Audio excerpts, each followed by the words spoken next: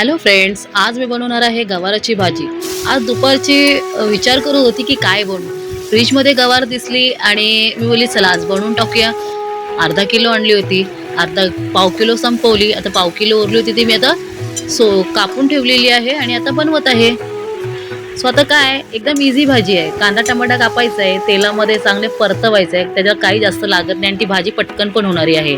कांदा टमाटा चांगला तेलामध्ये परतून घ्यायचा, त्याच्यामध्ये मग टाकायचा धनिया पावडर, हळदी, लाल मसाला, गरम मसाला आणि एकत्र चांगला भुनून घ्यायचं। एकदा हे चांगलं भुनून निघालं ना, भाजलं ना आणि मग नंतर गवार आणि बटाटा त्याच्यामध्ये घालायचा आणि हबक्यावरती ही भाजी शिजवायची।